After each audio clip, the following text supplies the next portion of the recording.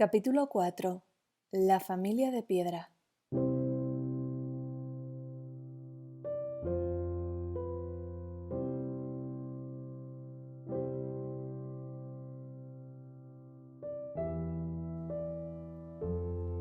Menudeando el paso y saltando sobre los obstáculos que hallaba en su camino, la Nela se dirigió a la casa que está detrás de los talleres de maquinaria y junto a las cuadras donde comían el pienso, pausada y gravemente, las 60 mulas del establecimiento.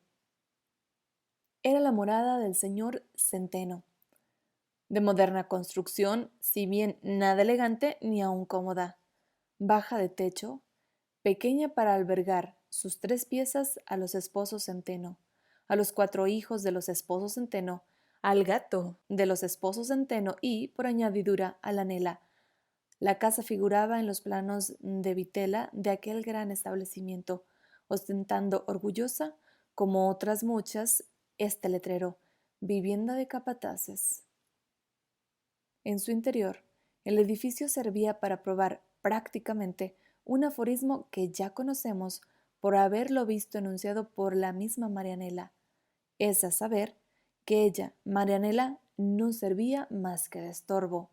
En efecto, allí había sitio para todo, para los esposos Centeno, para las herramientas de sus hijos, para 1000 cachivaches de cuya utilidad no hay pruebas inconcusas, para el gato, para el plato en que comía el gato, para la guitarra de Tanasio, para los materiales que él mismo empleaba en componer garrotes, cestas, para media docena de colleras viejas de mulas, para la jaula del mirlo, para 2 peroles inútiles, para un altar en que la Centeno ponía ofrendas de flores de trapo a la divinidad y unas velas seculares, colonizadas por las moscas, para todo absolutamente, menos para la hija de la canela.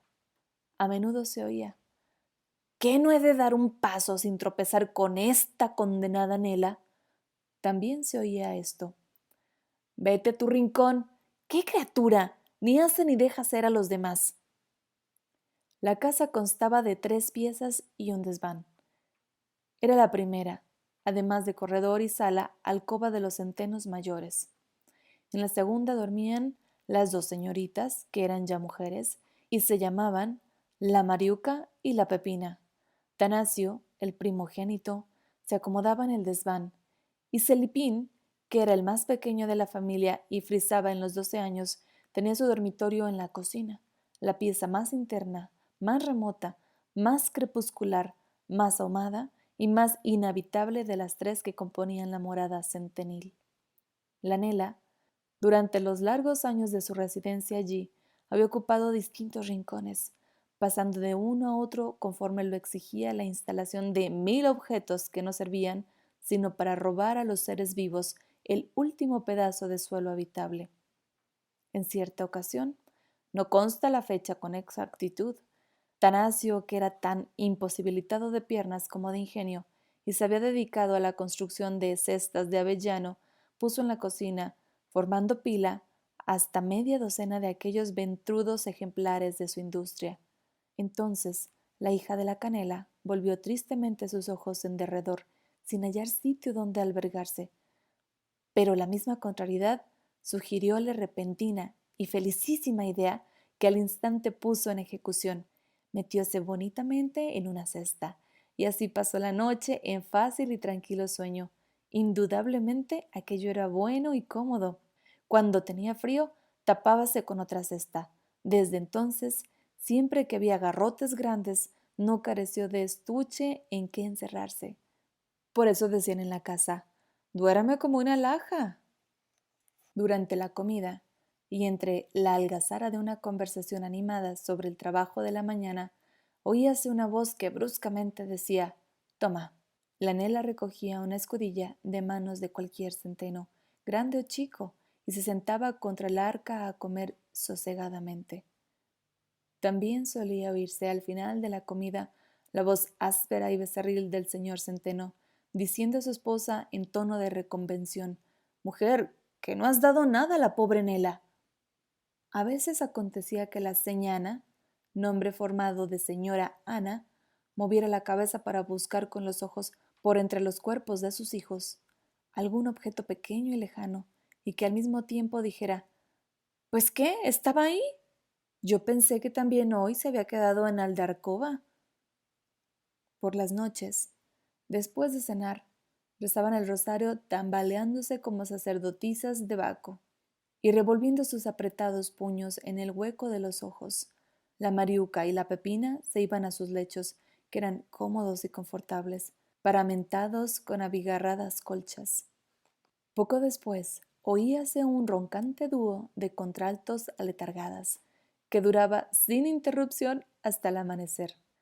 Tanasio subía al alto aposento y Celipín se acurrucaba sobre haraposas mantas, no lejos de las cestas donde desaparecía la Nela.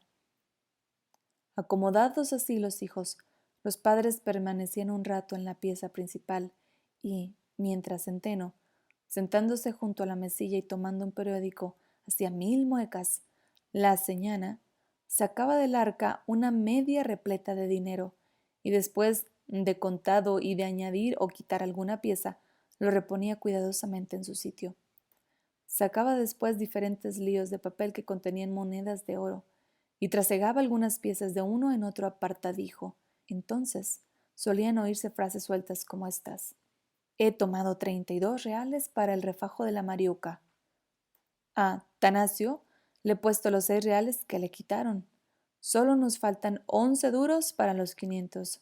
O como estas. Señores diputados que dijeron sí.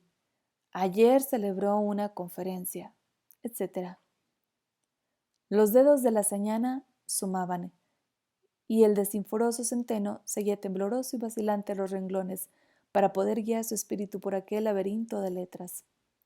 Las frases iban poco a poco, revolviéndose en palabras sueltas. Después, en monosílabos, oíase un bostezo, otro y, al fin, todo quedaba en plácido silencio, después de extinguida la luz, a cuyo resplandor había enriquecido sus conocimientos el capataz de mulas. Una noche, después de que todo calló, dejóse oír ruido de cestas en la cocina.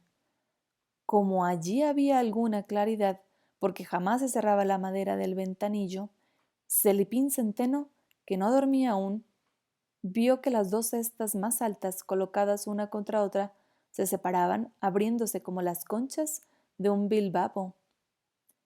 Por el hueco aparecieron la naricilla y los ojos negros de Nela.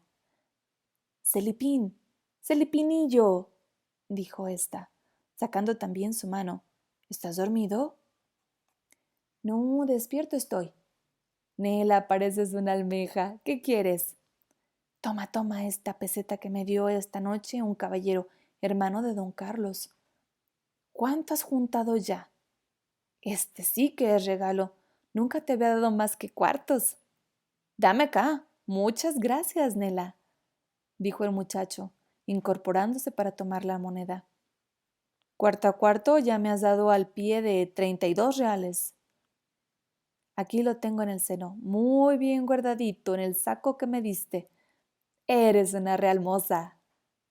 Yo no quiero para nada el dinero. Guárdalo bien, porque si la señana te lo descubre, creerá que es para vicios y te pegará una paliza.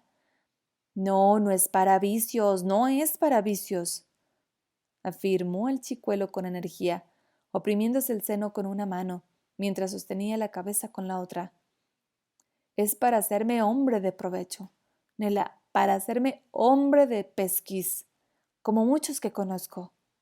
El domingo, si me dejan ir a Villamojada, he de comprar una cartilla para aprender a leer, ya que aquí no quieren enseñarme.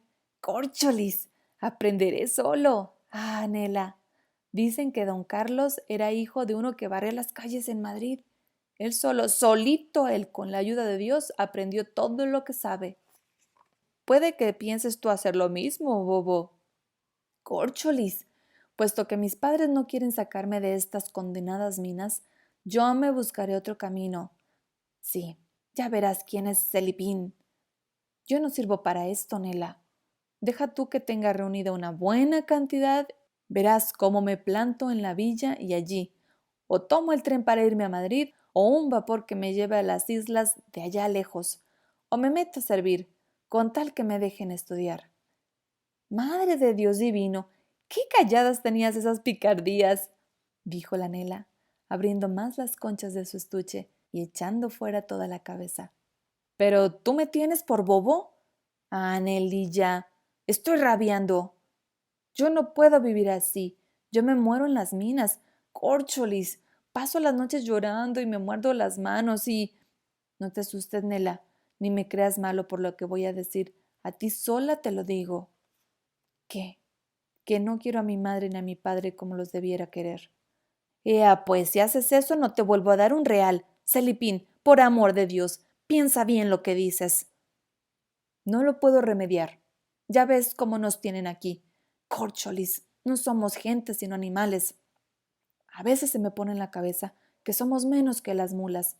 Ya me pregunto si me diferencio en algo de un borrico.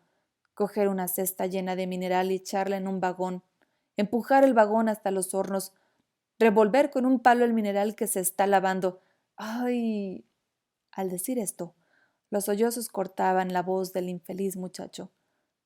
Córcholis, el que pase muchos años en este trabajo, al fin se ha de volver malo y sus sesos serán de calamina. No, Celipín no sirve para esto. Les digo a mis padres que me saquen de aquí y me pongan a estudiar y responden que son pobres y que yo tengo mucha fantasía. Nada, nada, no somos más que bestias que ganamos un jornal. Pero, ¿tú no me dices nada? La Nela no respondió. Quizá comparaba la triste condición de su compañero con la suya propia, hallándose ésta infinitamente más aflictiva. ¿Qué quieres que te diga? Replicó al fin. Como yo no puedo ser nunca nada, como yo no soy persona, nada te puedo decir. Pero no pienses esas cosas malas, no pienses eso de tus padres. Tú lo dices por consolarme, pero bien ves que tengo razón y me parece que estás llorando. Yo no. Sí, estás llorando. Cada uno tiene sus cositas que llorar, repuso María con voz sofocada. Pero es muy tarde, Felipe, y es preciso dormir. Todavía no, córcholis. Sí, hijito, duérmete y no pienses en esas cosas malas. Buenas noches. Cerráronse las conchas de almeja y todo quedó en silencio. Se ha declamado mucho contra el positivismo de las ciudades, plaga que, entre las galas y el esplendor de la cultura, corroe los cimientos morales de la sociedad.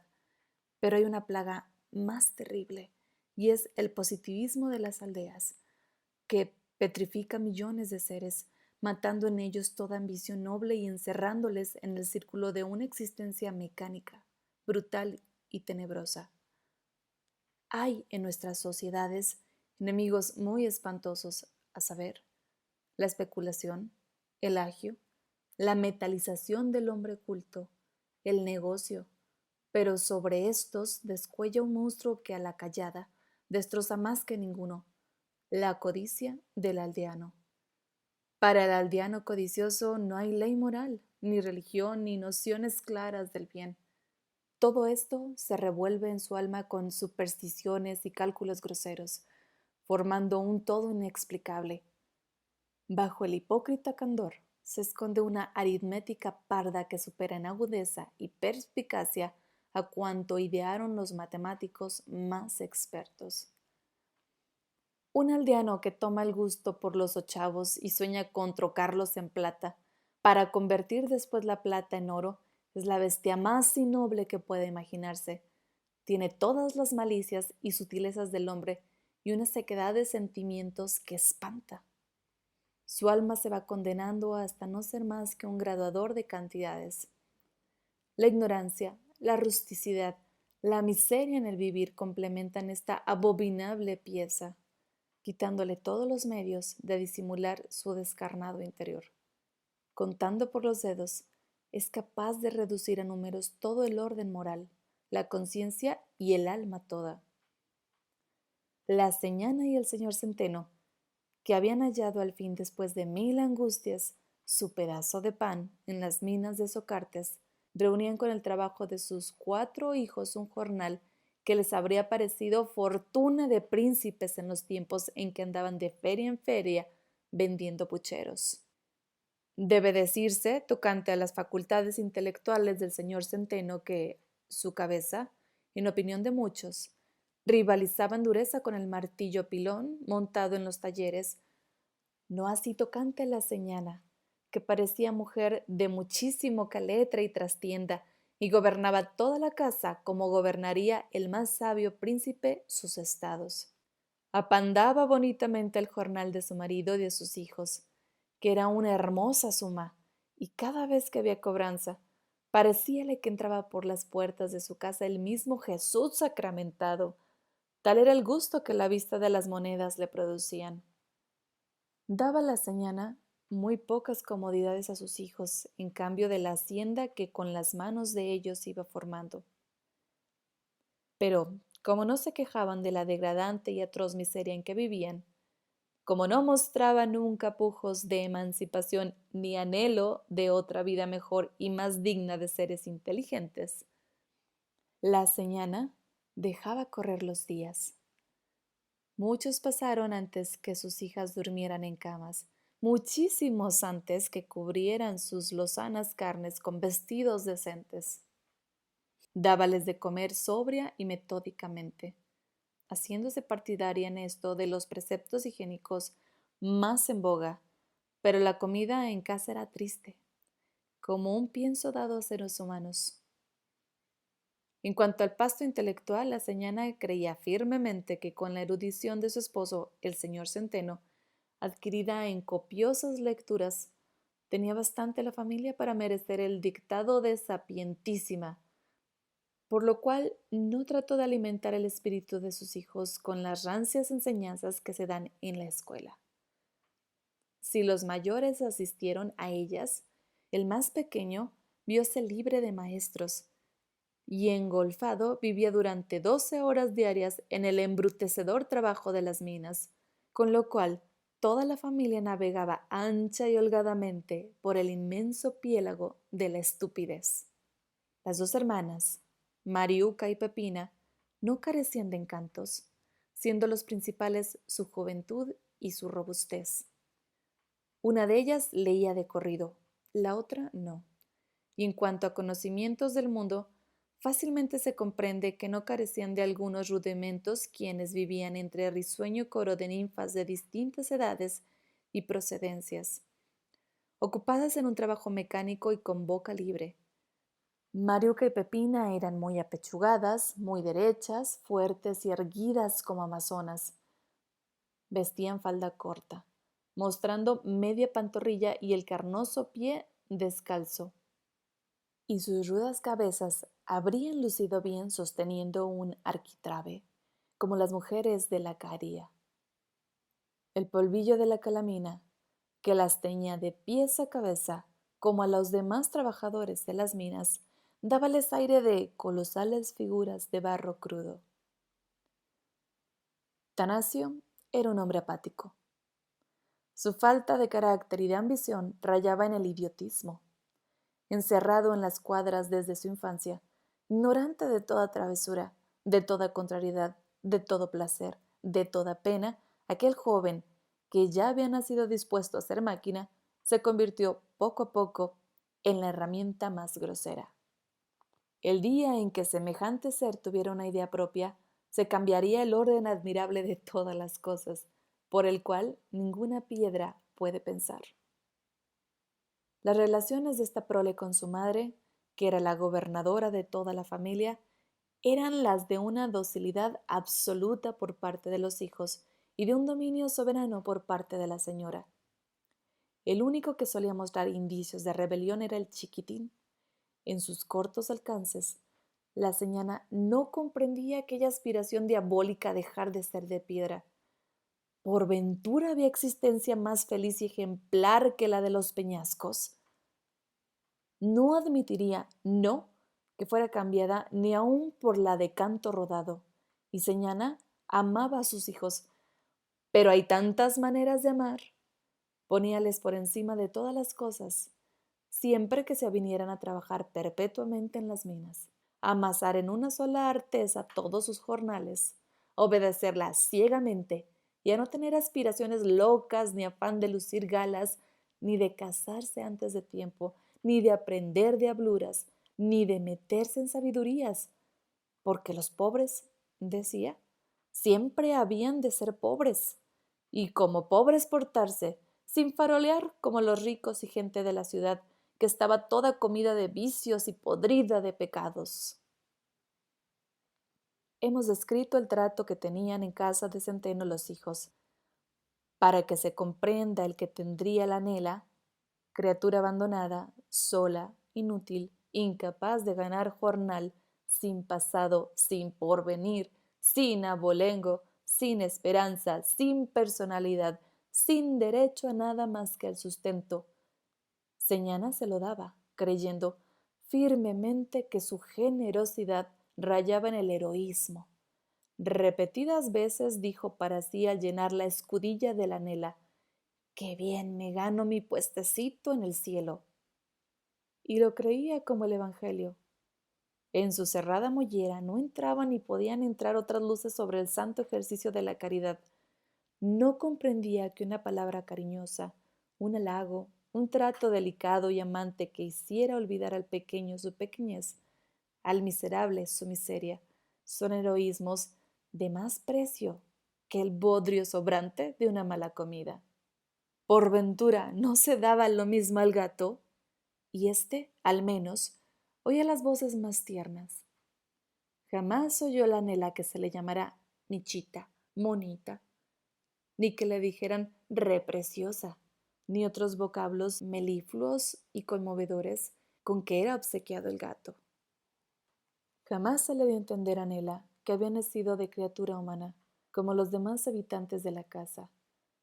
Nunca fue castigada, pero ella entendió que este privilegio se fundaba en la desdeñosa lástima que inspiraba su menguada constitución física, y de ningún modo en el aprecio de su persona. Nunca se le dio a entender que tenía un alma pronta a dar ricos frutos si se le cultivaba con esmero, ni que llevaba en sí, como los demás mortales, ese destello del eterno saber que se nombra inteligencia humana, y que de aquel destello podían salir infinitas luces y lumbre bienhechora. Nunca se le dio a entender que, en su pequeñez fenomenal, llevaba en sí el germen de todos los sentimientos nobles y delicados, y que aquellos menudos brotes podían ser flores hermosísimas y lozanas, sin más cultivo que una simple mirada de vez en cuando. Nunca se le dio a entender que tenía derecho, por el mismo rigor de la naturaleza al criarla, a ciertas atenciones de que pueden estar exentos los robustos, los sanos, los que tienen padres y casa propia, pero que corresponden por jurisprudencia cristiana al inválido, al pobre, al huérfano y al desheredado. Por el contrario, todo le demostraba su semejanza con un canto rodado, el cual ni siquiera tiene forma propia, sino aquella que le dan las aguas que lo arrastran en el puntapié del hombre que lo desprecia. Todo le demostraba que su jerarquía dentro de la casa era inferior a la del gato, cuyo lomo recibía blandas caricias, y a la del mirlo, que saltaba gozoso en su jaula. Al menos de estos no se dijo nunca con cruel comparación: «Pobrecita, mejor cuenta le hubiera tenido morirse».